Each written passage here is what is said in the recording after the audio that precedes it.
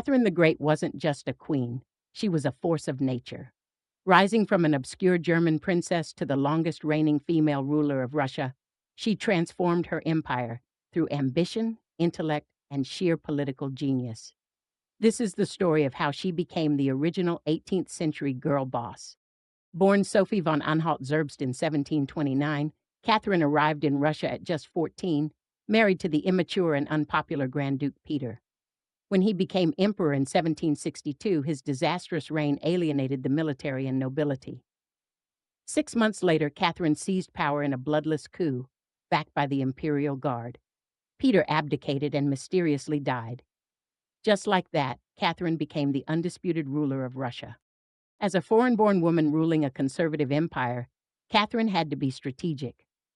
She embraced Russian orthodoxy and styled herself as the heir to Peter the Great's reforms. In 1767, she introduced the nakaz, a legal blueprint inspired by Enlightenment thinkers like Montesquieu and Beccaria. It promoted equality before the law and restricted torture, though she stopped short of abolishing serfdom to keep the nobility on her side. Catherine didn't just rule. She revolutionized Russian culture. She founded the Smolny Institute, the first state-funded school for girls in Europe. She also turned her art collection into what would become the world-famous Hermitage Museum.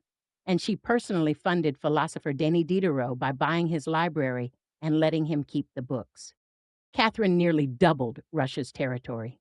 She secured Crimea, opened up the Black Sea, and orchestrated the partition of Poland. Her boldest move, the Greek Project, an ambitious plan to replace the Ottoman Empire with an Orthodox Christian state ruled by her grandson. These weren't just conquests, they cemented Russia as a global power. Despite her Enlightenment ideals, Catherine upheld serfdom, strengthening noble control over peasants. When Pugachev's rebellion, a massive peasant uprising, threatened her rule, she crushed it without mercy. She also mastered image control. Official portraits depicted her in military regalia, reinforcing her authority. Even her love affairs were strategic. Figures like Potemkin weren't just romantic partners, they helped her govern. By the time of her death in 1796, Catherine had reshaped Russia. She expanded education, modernized the legal system, and made Russia a major cultural force.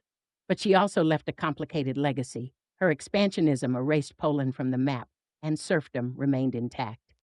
Yet her leadership proved that women could dominate the political arena without apology. As she once said, "Power without confidence is nothing, but confidence without power is merely delusion." Catherine the Great didn't just break the glass ceiling, she built an empire.